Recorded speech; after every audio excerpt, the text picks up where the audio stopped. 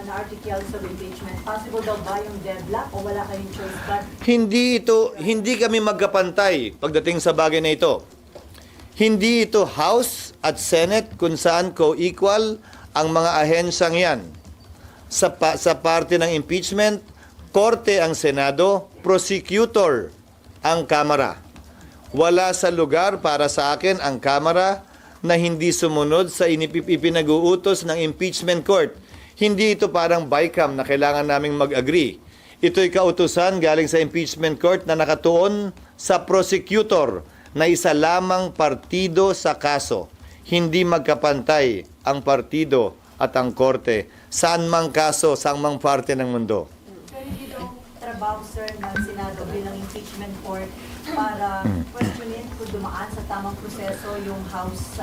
Ito yung trabaho nga daw, o dapat ang mag-question yan kung Campo Mali, VP Sara, na meron nga pending sa Korte Suprema. May nakalagay ba sa rules na pwede kong pagbawalan at bigyan ng listahan ang mga miyembro ng korte? Ito lang ang pwede niyong tanungin at sabihin? Ito lang ang pwede niyong banggitin? Bawat impeachment judge may kalayaan magsalita at magsabi kung anong ninanais nila. Hindi para sa akin o kanino man ipagbawal ang lalabas at sasambitin ng kanilang mga bibig. Dapat buong galang nating tinatanggap at pinapahintulutan yon. Yan ang ibig sabihin ng pagiging isang deliberative body. So gusto nyo, dahil lamang Korte Suprema ang nagpapasa ng lahat ng bagay ng constitutionality, ni isang miyembro dito walang pwede mag-question ng constitutionality na anumang bagay? Siyempre pwede. Siyempre malaya naming pwedeng pagdebatihan yan. Siyempre kung may motion, dapat naming pagbotohan yan. Pero sa dulo, palagi ko ang sinasabi, kung may magsasampa ng kaso, Korte Suprema ang may final say kung sino nga ba ang tama o mali legally at naaayon sa konstitusyon. Kahapon po nanumpa yung mga senador as senator judges. Apa. You swore to do impartial justice dun sa swear.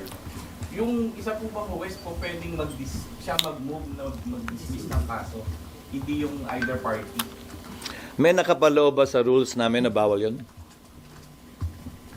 Hindi po, pwede trabaho na Hindi, tinatanong ka, may nakapaloob ba sa rules na bawal mag-move kaugnay sa anumang bagay, kaugnay ng impeachment? Wala namang pagbabawal eh.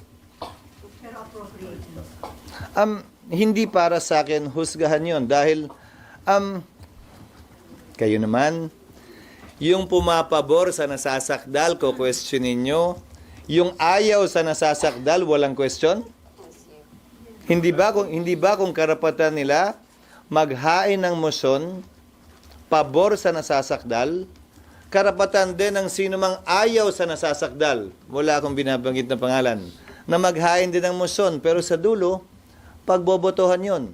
Ngayon kung ang sinasabi mo ay biased at dapat na sila mag-inhibit, sang-ayon sa rules of court, gayon din sa precedent at practice, ang pwedeng hilingin ng pag-inhibit o recuse ng isang judge, pero desisyon nila kung mag-i-inhibit nga ba o magre-recuse sila. Hindi yan subject matter of vote. Hindi yan pwedeng pagbotohan na, hoy, ikaw, tanggal ka na. Hindi ganun yon. Walang ganung klaseng procedure o proseso sa impeachment court man o sa regular court man. Lalo pa sa impeachment court sa pananaw ko, dahil alam naman ng mga nagbalangkas ng saligang batas na mga politiko halal ng bayan at may mga pwesto o kulay ng dinadala ang mga ito. Ang SP, nag-decision po yung impeachment court ng hindi nadidinig o hindi man lang pa nare-recognize yung prosecution and both prosecution and defense. Yun nga sana yung gustong gawin nila tungkol sa schedule, di ba? Pero yung schedule maliwanag na dapat pinagpapasyahan ng may presensya ang magkabilang panig at dapat pakinggan. Sinabi ba kahapon ng impeachment court na unconstitutional yung impeachment dahil nilabag nito ang 1-year ban? Hindi. Hindi naman kami nagpasa eh. Hiniling namin ang impormasyon at sertifikasyon mula sa Kamara na hindi nga nila nilabag. Ayon kay Senator Cayetano, parang yan yung certificate against non-forum shopping na inihahain sa korte na sa palagay ng mayoriya kahapon ay kulang sa isinumiti sa amin. Walang pagpapasyang ginawa doon. Walang pagpapasang sinabi na ayaw na ng 20th Congress. Hiniling yung impormasyon mula sa kanila, hindi ba? Ang hiniling ay attestation at impormasyon. Walang pagpapasang ginawa. At ang bagay na ito, lalo na kahilingan ng karagdagang sertifikasyon, atestasyon at impormasyon, maaaring gawin ng court motu proprio or on its own. Pero, gayunpaman, dun sa mga hindi sang-ayon, malaya po silang pwedeng questionin ito either sa impeachment court o sa Korte Suprema kung sa palagay nila may nilabag na batas ang impeachment court sa kabila ng maliwanag na probisyon ng saligang batas na nagsasabing the Senate shall have the sole power to try and decide impeachment cases. SP, question lang. SP, kasi parang nagkakaroon daw ng blurring of lines and rules. Kasi nga, dapat daw po yung pagpapadismiss ginagawa ng defense. Pero ang nangyari kagabi, one of your members, and gano'n na lang ba palagi, SP, pag may motion, parang yung rule kasi, SP, dapat daw sa defense, pero parang kinuha kasi ng impeachment court kagabi. Sabi yan ng isa sa mga miyembro kahapon. Kung hindi ako nagkakamali, si Senator Risa, kung hindi ako nagkakamali. Karapatan nilang sabihin yon. Pero wala ngang pagbabawal sa rules ang hindi pwedeng gawin yun. Gusto nyo bang gapusin ko ang kamay, itali ko ang kamay, nang pili ilan o lahat ng members ng impeachment court at sabihin, ito lamang ang pwede nyong sabihin, ito bawal nyong sabihin. Hindi pa naman natin alam baka may magmotion dyan. I move to convict the Vice President. Pwede nilang gawin yun, pero pagbobotohan yun, sa pananaw ko hindi tama at mali yun. May initial resolution na inihain, hindi ba? Si Senator Tolentino, na sinabing, iklian na bilisan na natin to, pumili tayo kung alin lang sa 7, isang araw lamang ang pagpepresenta ng ebidensya ng magkabilang panig, hindi niya na pinursige yung resolusyong yon at pinagbotohan yung resolusyong yon. Subalit, walang pwedeng pumigil sa kanya na gawin yung mosyong yun. Pagbobotohan lang din namin yun. Pero SP, ano pong makakapigil doon sa any members of the court na alam naman natin na may ilang membro yung impeachment court na maka-Duterte, kaya hence called Duterte Block, na parang iabogado o gawin kung ano yung gusto ng Babalik ta rin ko. Meron din namang miyembro na ayaw kay Vice President Duterte. Pantay lang naman Meron ding miyembro na gustong-gusto, gigil na gigil dito sa impeachment. Ngayon man o sa darating na Kongreso. Ayon mismo sa mga pahayag nila sa social media accounts nila. Pinili ng nagbalangkas ng saligang batas, na mga politiko, congressman sa Kamara, senador dito, ang magpapasya kaugnay ng impeachment.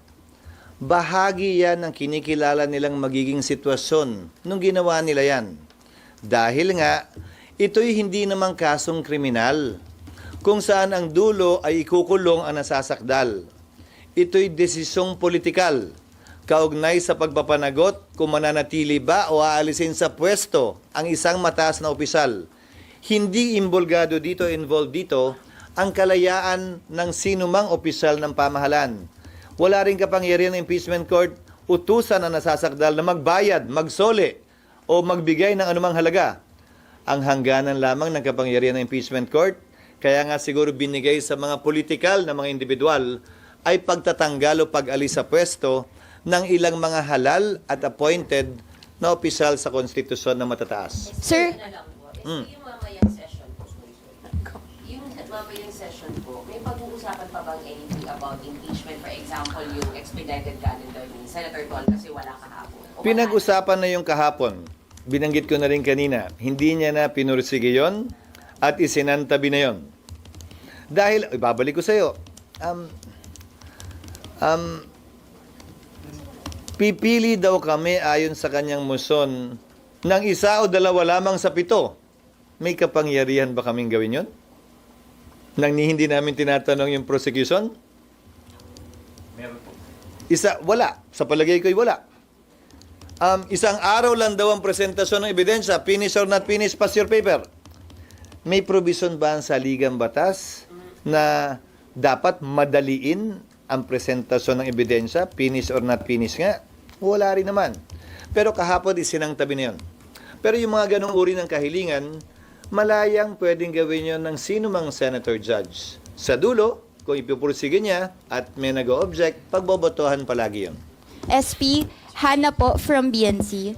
Right here, at the back. I'm right here. Ayun, Yeah. Nakatago Sir, ka naman. did you ever talk to PBBM about his interest in scrapping the impeachment trial? to whom? With PBBM, sir. No. Ang napanood ko lamang ay yung sinabi niya sa kanyang interview kahapon. Kaugnay sa gagalangin daw niya kung ano man ang desisyon ng Senado bilang impeachment court. Kaugnay sa issue, yun yata ang tanong sa kanya kung tatawid ito sa 20th Congress o hindi. Sinabi ko na sa impeachment court at sa Senado ang aking pananaw kaugnay dyan. Yes, Na yan and- ay tatawid. Yes, and you share the same sentiment na tatawid sa 20th Congress. Tama po, sir. Depends on how you put it. I share his or he shares mine. Okay. Kasi Sir, parang nauna yata ako nagsalita kaugnay niyan. Okay. Sir, there's a political source that said you have a private conversation with PBBM saying he expressed his concerns about the political effects of the impeachment trial. Ang usapin namin ni PBBM kaugnay sa trabaho ko ay patungkol lamang sa mga hinahabol naming priority measures na binanggit ko nung nag-session uli kami nung June 2. At yun nga yung naging dahilan, di ba? Inamin ko naman yun, nag-usap, nagkita, at pinag-usapan yung mga panukalang batas para mahabol bago mag-adjourn ang session. Nandyan na rin naman tayo sa paksang yan. Sana isingit nyo na rin. Lahat yon na binanggit ko ay nahabol namin at ang iniintay na lamang namin ay ang mga sumusunod. Ang postponement ng barangay SK elections na nasa BICAM ngayon, yung nuclear bill na nasa BICAM din ngayon, yung judicial fiscal autonomy bill na nasa BICAM din ngayon at sana mahabol ang ratification mamaya at panghuli, ang right of way na nasa BICAM din ngayon. So would you say, sir, you're not receiving any guidance as to how the impeachment is being handled? Because, of course, from what we can recall, it was his son who first signed the impeachment complaint from the House to the Senate. Walang change of mind mula sa Malacanang tungkol dito? Hindi ko alam dahil hindi naman ako ang tagapagsalita ng Malacanang para alamin kung nagbago nga ba yun o hindi. So, Ang napanood ko lamang ay yung sinabi ng Pangulo na hindi naman daw talaga siya sang-ayon sa impeachment. Sa interview niya ilang linggo ang nakakaraan. Kay Congressman Sandro, nag-uusap kami, nagte-text kami, pero tungkol din dun sa mga panukalang batas na hinahabol namin itong mga huling araw ng sesyon. Sir, papatanong, ano daw yung explanation ng boto nyo? Ba't bumoto kayo in favor dun sa motion to remand o to return? Pinapaliwanag ko na ilang ulit. Yung posisyon ko, hindi ba, nasa talumpati ko yun nung Lunes. Kaugnay ng matagal na pagkakaupo ng Kamara dito sa impeachment complaint, tinalakay ko na rin sa akin talumpati nung Lunes. Kung tatawid nga ba ito o hindi, at na hindi pwedeng i-bind ng 19th House and 20th House, tulad ng hindi pwedeng i-bind ng 19th Senate and 20th Senate. Kaya kinakailangan i-confirm, i-reaffirm ng Kamara at ng Senado ang lahat ng pinagpapasahan ngayon ng Kamara din at ng Senado. Nabanggit ko na lahat yan nung Lunes nung nagtalumpati ako, nung pinagdebatihan ng ilang bagay kaugnay sa impeachment. Kaya minabuti kong hindi na ulitin pa muli yun dahil court of record ang impeachment court. Of record din, may journal ang Senate. Nakalagay din yun sa talaan. Sir, may tanong. Sir, may tanong. Ayan, sir. Hindi ako nagtuturo kung sino. Sila yung nangagaw na mic sa'yo. Sir, clarification lang po. Sa pagbalik ng articles of impeachment sa House, yung jurisdiction nasaan na? Meron pa po bang jurisdiction ng impeachment court or bumalik sa kanila? Walang nagsabing na wala ng jurisdiction. Pakibasa po yung motion ni Alan. Pakibasa po yung siguro hindi rin panawagan ko dun sa 5 kasamahan naming dakdak pa rin ang dakdak sa dismissal. Nakalagay doon without dismissing, without terminating. So The impeachment court retains its jurisdiction. To my mind, that's why we issued summons. How can we issue summons if we do not have jurisdiction? And remember, the order issuing summons came after the vote. I think this is quite clear, even to young lawyers or young law students. Sir, po mismo nagsabi na practically dismissed na yun. Ulitin ko, kada individual na miyembro, nakita nyo naman kahapon, kahit nakalagay, without dismissing, without terminating, yung mga bumoto laban doon, ang tingin pa rin, dismiss. So kung ang tingin naman sa kabila ay hindi, again, hindi makokontrol ng presiding officer yung pananaw ng bawat isa. Dahil each senator judge is free to discuss and talk about what they want to talk about. That is especially true when it come to trial. Malaya silang pwede magsalita, magtanong, magbigay ng manifestasyon, dagdag dun sa mga tanong at manifestasyon ng mga abogado ng magkabilang partido. Sir? Ano po? So sir, status po ng impeachment court now, yung status po niya, it's not on hold. It has been constituted and convened. Pero ano, Now we are awaiting compliance from the parties on the part of Vice President Sara to submit her answer, on the part of the prosecutors to submit their reply if they should so decide, and to comply with the orders of the court regarding compliance with the one-year ban and a resolution from the 20th Congress while we're awaiting the resumption of session in the 20th Congress. ano po pwedeng gawin SK ng impeachment court? Anong actions are the impeachment court allowed to take while waiting po bago Wala. meet yung condition? Wala. Dahil kinokonsiderang prejudicial ito ayon sa diskusyon kahapon, yung order sa Kamara. Pangalawa, matatapos na nga. Uy, paulit-ulit na to. Matatapos na nga ang authority ng prosecutors, ng congressman. Hanggang June 30 na lang sila. So gustuhin man namin, wala kaming pwedeng gawin dahil walang representasyon ang prosecution. That will only come once Congress resumes session in the 20th Congress, maghalal sila ng prosecutor at sabihin nila na interesado pa kaming ipursige ang kasong ito. Bilang dagdag na impormasyon, hindi ito imbento o katang-isip dahil ginawa na ito ng Kamara at mga prosecutor nung panahon ni dating Pangulong Estrada. Dahil natanggal na siya dahil sa EDSA sa pamamagitan ng di umano constructive dismissal, kung naalala nyo, hindi na sila nagpakita sa Senado at ayaw na nila ipursige ang kaso. So siguro, parehong kongreso yun ha. So siguro naman, may basehan at karapatan ng Senado. Tanungin ang papasok na kongreso. Gusto pa ba nyo at interesado pa ba kayo? Dahil yung gumawa nito ay yung nagdaang kongreso. And again, the 19th House cannot bind the 20th House. Sir? 20th Congress ay resolution. Yes, it can be by resolution or it can be by a manifestation or any pleading to be filed by the prosecutors in the impeachment court. Sir, July 30, 29. Hindi ako may kasalanan yan. Ano? Papilas na po talaga. The earliest they can do that is July 29. Well, it depends how long it will take them to organize the House. That is beyond me. Ibig sabihin, di ba? July 28, morning session, election of Speaker, election of Senate President, informing the President that the House and the Senate is ready to receive him and listen to his State of the Nation address, which will be held at 3 or 4 p.m. It would depend. Hindi ba? So yung buong araw ng July 28, walang magaganap na trabaho doon. July 29, dahil may bago ng Speaker, o parehong Speaker, magsisimula na sila mag-organize ng mga committee.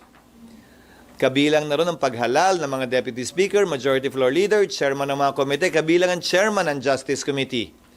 At sa parte ng Justice Committee, i-organize naman ngayon nila yung Panel of Prosecutors. Ang paghalal ng Panel of Prosecutors para sa akin ay hudyat o senyal na interesado pa rin sila na ipursige ang impeachment complaint na ito. So pwedeng yon ang isang paraan Pangalawang paraan ay resolusyon na pirmado ng mga miyembro ng Kamara na higit sa 1/3 nito o mga prosecutors ay imamanifest sa Kamara at sa Senado bilang impeachment court na interesado pa talaga silang ipursige ito sa pamamagitan ng isang pleading. May lagi. Si Myla Moon. Baka magtampo Hindi naman na. nasagot na rin naman. Hindi. Oo. Pero sir, yung Yes, ma'am. yun pa sir, ini-expect nyo sir na may bagong composition na ngayon 20th, meron kayong sinabing mga paraan kung pwedeng gawin. Pero do you expect na hindi siya magti-trigger ng another filing ng impeachment? Kasi syempre hingi nila na bagong composition kami, we want to also hear muna yung yung impeachment ulit. Do we expect na ganun-ganun lang Sino? kabilis? Na pipirma lang sila, House ba pinag-uusapan natin ng Senado? House, sir. Do you expect na ganun, sir, kabilis yung proseso? Walang Hindi hihilingin ko alam. Hindi tulad nila. Ayaw kong pakialaman yung proseso nila bilang senador. Kaya tinatanong namin ito at may hinihiling kaming impormasyon ay dahil impeachment court na kami. Pero lahat ng ginawa nila noon, wala naman akong sinabi eh. So, kung paano nila gagawin, kailan nila gagawin, matapos makonvene ang 20th Congress, nasa sa kanila yan. Kaya din hindi ko maset yung susunod na trial date. Dahil, una, hindi pwedeng i-bind nga ng 19th Senate, ang 20th Senate, at hindi ko alam kung kailan sila magsasubmit ng compliance. So, ang nilagay na lang namin na kautusan kahapon, in consultation with the minority leader, who's also a lawyer, na bar top-notcher. Sabi ko, paano gagawin? Anong maganda?